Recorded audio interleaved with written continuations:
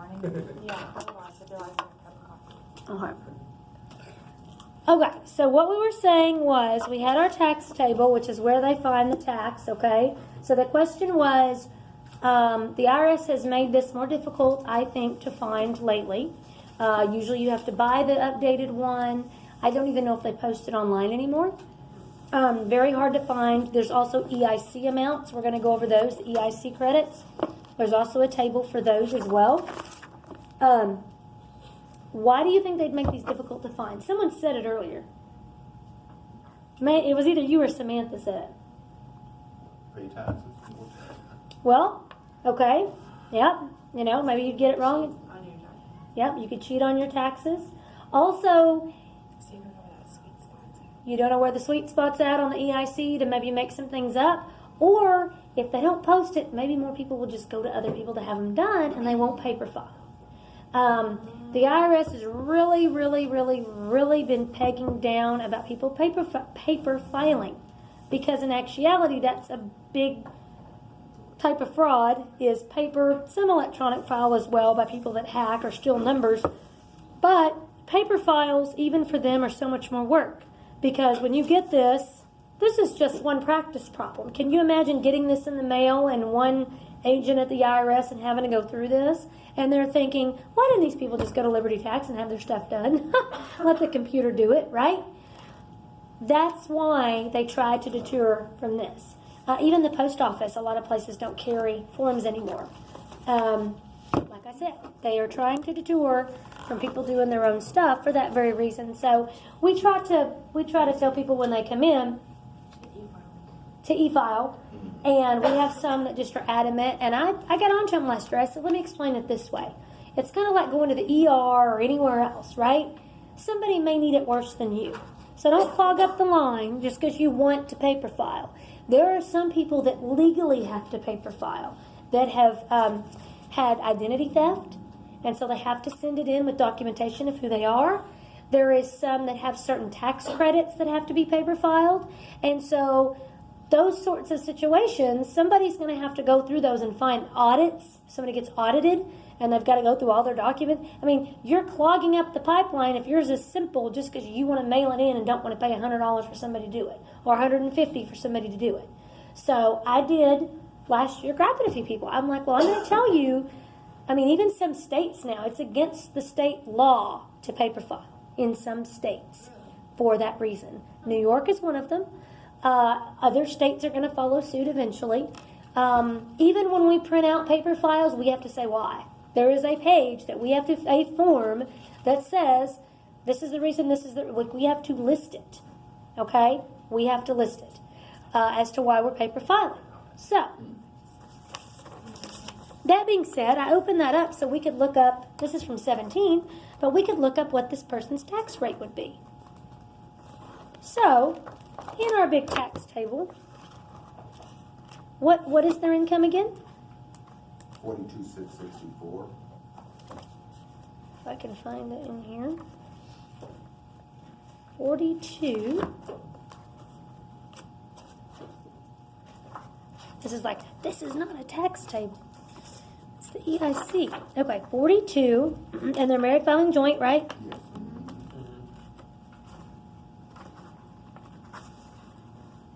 Yes. All right. 42, 664. So, my income increment is 42,650 to 42,700. So that would fit in there, right? 664, okay? And they are married filing jointly.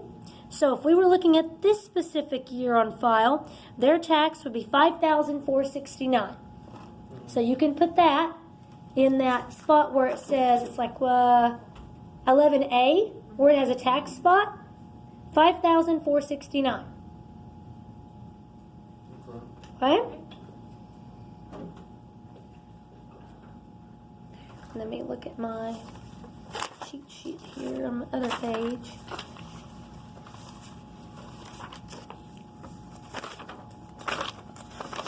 That I ran away with here.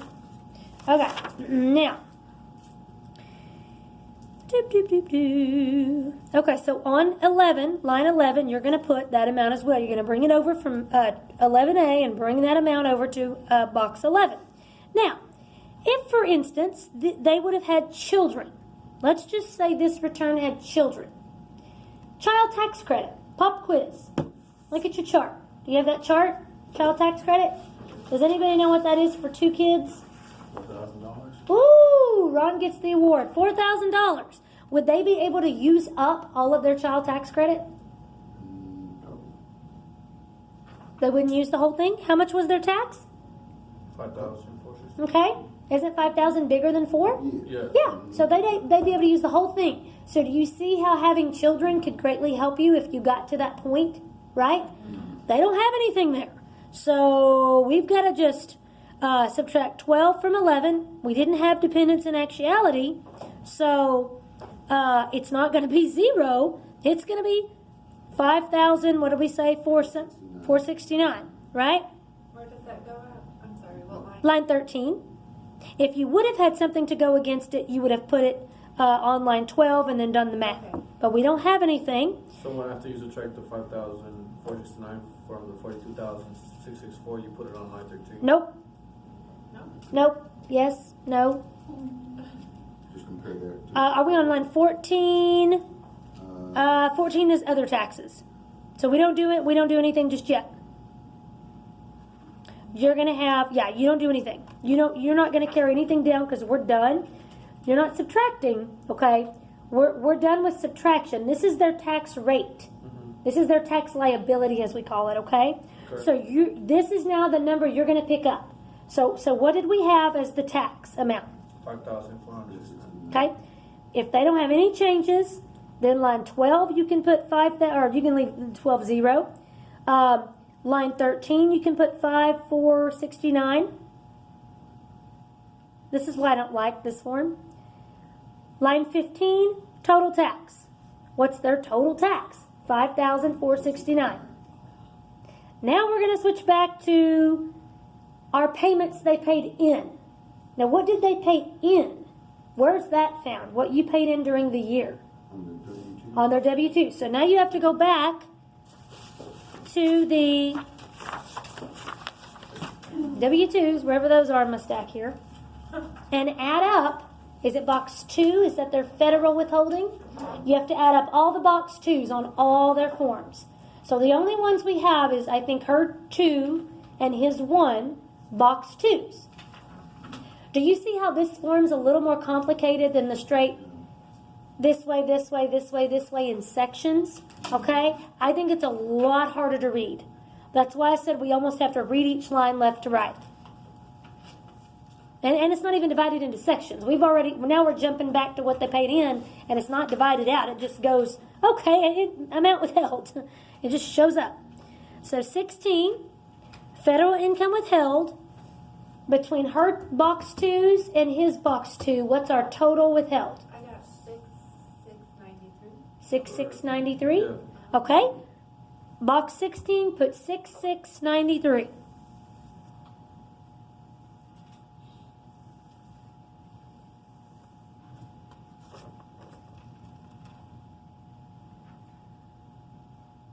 Now, we don't have any children, so as far as we know, we have no other refundable credits.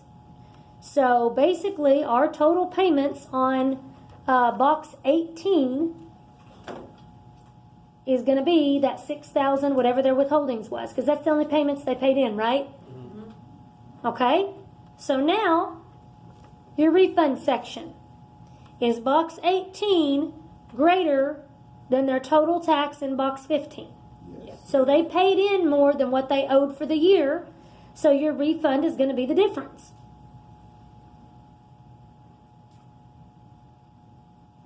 $1,224. Okay? So line 19 is the amount you overpaid, also known as your refund.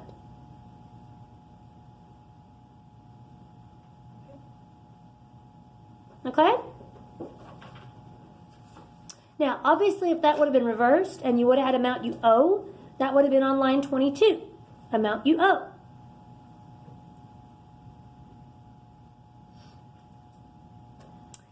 And guys, let me see if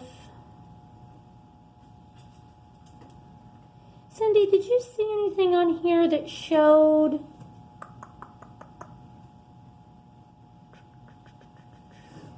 Might have been in another section that shows if they made estimated payments. I see amount from line 19 you want applied to your 2019.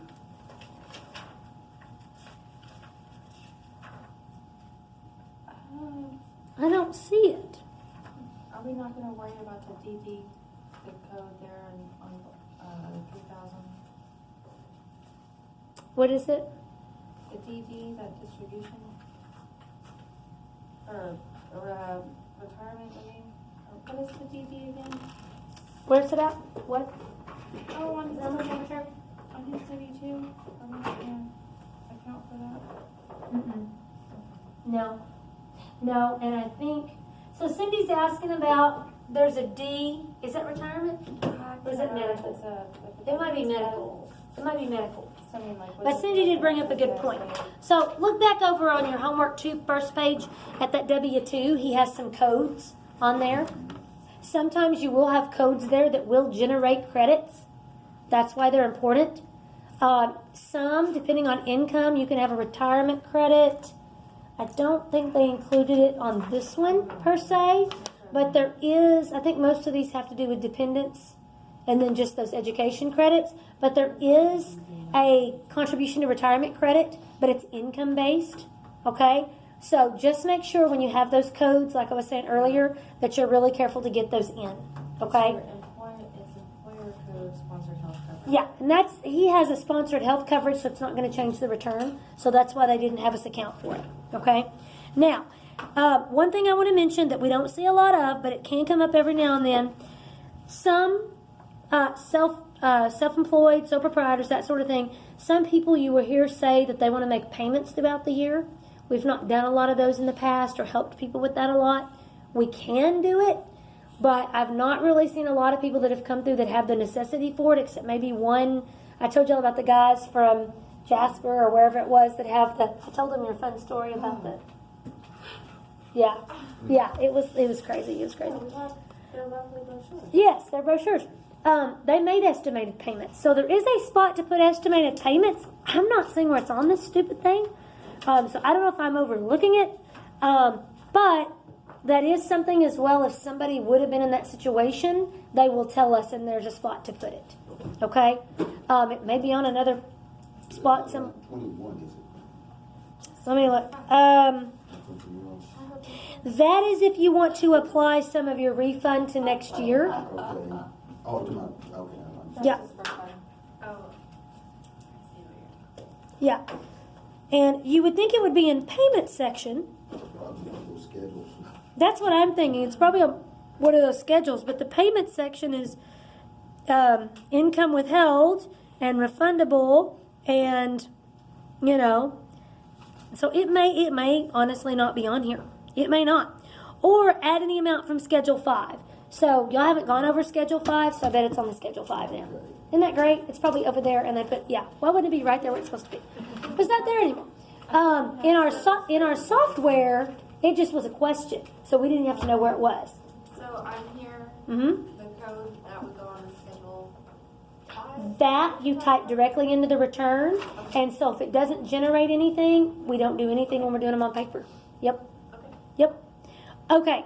But there might be some in the future if our system goes over, or if our training goes over the retirement credit. It might be something we do in the next few chapters, and we will have a retirement chapter, so it may go over it in a few weeks. Not a few weeks, few days. Sorry. Okay. So that one is done. I could have done it 3 times in the computer, the time it took us to do it, right?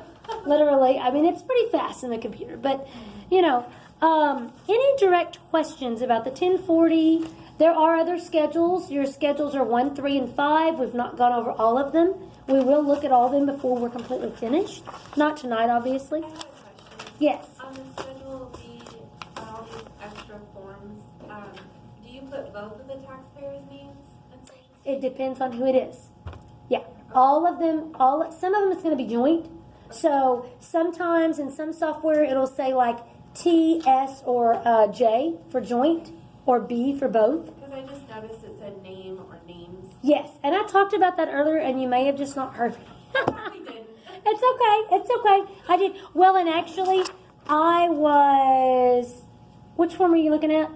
Just on all of them it says. Yes, and I did. I think you were right in there calculating Okay. because I was talking to him. I think, but yeah, it is on there. That is very important. The reason being, you want to make sure, especially like if it's a 1099 Right. and you're putting it in the tax software, you want to make sure you get the right name on it, just so they reconcile it at the other end correctly. Okay. So if it's a joint, you have to put both. Yeah, you want to put the B or the J. What we do is our old software, we would just list T, S, or J, and it would put them up there. Oh, okay. And it will say on there. It will say on the forms who it's to. Yeah, it asks you who it belongs to, and it'll be on the form itself. So you shouldn't ever have to doubt or, it shouldn't be an issue of knowing where it's at. Cindy, what time is it? 7:52. So usually the ones that are issued from banks and things like that, those dividends, interest and stuff, that's usually a joint. Well, you ladies talking about the stocks being for like since they're doing joint, like they would be for like a different spouse or something. Is that what you're? Well, the software will want you to say who the income's for. So it'll actually make you say for taxpayer or spouse. And on the form, it'll say that too. Because it's going to be addressed to someone. But some interest and some stocks and some pensions can be both. It can be addressed to both. What I will do, guys, is we'll just look super quick. I want you to look at EIC on this chart. We'll go through this chart real quick, and then I'll send you with your credits. Cindy, will you staple these for them? It starts, I forgot to say that earlier, it starts with that main page. So every 14 is the start of it. Will you separate those out? We just need 3 so I can send those home with them. And guys, I think I took them all out already, but you may get a little random page that's just practice that got messed up in there. So just disregard that. I'll send you home with the reading, but I'm just going to show you the credit on here. So you guys will have some little reading material before next week. And then what we'll do next week is we'll review EIC, we'll review the education credits, we'll move on to retirement, Social Security, all that fun stuff, and then I'll send you home with a nice big practice problem next week. Oh, so we're not meeting Thursday? Monday. Excuse me, Thursday. Sorry. I'm already to next week, guys. Thursday we're doing that. Then next week will be itemized, standard deduction, and we might get to one other lesson depending. But next week we'll meet on Monday instead of Tuesday. Yes, we'll meet Monday. Monday's fine. Tuesday's fine too. Next week. Because he'll be gone the week after Thanksgiving. Yeah. So we'll meet Monday. So I should cook next Monday, right? Jeez. Let me think about it and ask my husband, see if we just skip Monday then. I'm telling you, I cannot get this right because I've asked you this question like 50 times. So next week is fine. The week after you can Thanksgiving. Is the one that's, yes. It's the 25th. Or. Okay, wait. Yes. Okay, I'm just a goof then. Yes, we can have our regular schedule and we can eat the Tuesday after Thanksgiving, right? Yes. That's what I meant. This Monday, because my kids are out, it's a crazy week, we'll meet on Monday. Monday, the 25th. Yes. Okay. Yes. And then on the 3rd of December, we can meet again, which is Tuesday. Yeah. Resume the regular schedule. We will be done the week after Thanksgiving. We will be moving on to the testing that week. Remember? Okay. Yeah. That first week will be testing. So we'll have 3 more, right? Is that right? Next week you'll be here. That'll be Monday. Mm-hmm. And then you will do that Tuesday. You'll be here. Mm-hmm. Then we'll do that Thursday. Thursday's Thanksgiving. We'll do this. No, that's the week after Thanksgiving. Right? The 3rd. The 5th of December is after Thanksgiving. 5th is the Thursday. The 5th of December is on the Thursday. Let's go back to the 20th. No, we have another week after Thanksgiving. We have 2 classes that week. Okay, Oh, okay, so. Right. So You see what I'm December, saying? First week of December. Yes, we'll be done before the first week of December. That first week of December is competency testing. Okay, So we have 4 more, excuse me. Golly. That's why y'all are killing me here. I'm done with this week. I keep thinking today's Thursday. Okay. We have Thursday, Monday, Tuesday, Thursday. Does it make sense? Thursday, Monday, Tuesday, Thursday. Right. Yeah. Right? Okay. December 3rd Yes. and December 5th. So we're meeting 3 times next week. I don't Monday, think just Tuesday, one. I Thursday. think just need one Next week is Thanksgiving Thanksgiving. week. We're only meeting on Monday, right? Yes. But isn't the week after Thanksgiving the last week of November? No, that's no. Christmas. Thanksgiving is. That's Thanksgiving's it. That's Thanksgiving's it. That's the where 28th. November ends. Yeah, And then Thanksgiving. it's- Are you sure? I swear. You know what? Maybe I was looking at the December calendar, guys. Thanksgiving is the 28th, 29th. That's I think I've lost my ever-loving mind. I think I was looking at December. I think she's right. Yes, she's absolutely correct. I was looking at December. She's Okay. right. I was looking at December. I kept going, there's an extra week. Now they're like, you lost your mind again. See, that's why I have to have my other phone charged so I have it in front of me. I'm like, what? The good news is I have an editing. I don't know if y'all noticed. Did anybody watch the video where we were gossiping at the end and I edited it out? I didn't. I haven't Yes, been able to watch it. I download. I You watched watched it it just to just to see. see. I did. I was like, somebody's going to watch it just to see. But it was such a good class and so I got my son because we did talk for like 10 or 15. I was like, oh my gosh, we talked forever. So I'll be able to edit the end of this too. Isn't that great? Okay. Just to have it cut off when I'm going, I don't know what day it is. So yes, literally, today's the 19th. We will do Thursday, 1, 2, 3, and then we may have one more. We might do a combined early that week, depending on how much we get through Thursday, and then Monday you will be here. We'll do Monday. We'll see how far we get. Okay. Because if we only have like tax responsibilities for preparers, I can take y'all home with that, guys. That's not a big deal. We may still have Obamacare ACA, but here's my thing with ACA. Some of that's going to go away. So we'll see how far we get Thursday and Monday. Yes. We may meet one more after Tuesday? Thanksgiving. Yeah. After Thanksgiving. Okay. Yeah. Because you won't be back till that Tuesday, right? Did I get it right this time? Tuesday, yeah. The Tuesday after Thanksgiving, you will be back till that Tuesday. So, yeah. So, because I'd want you to come. So, we may do that and just do a joint if I can get them to, maybe I can feed them and get them over here.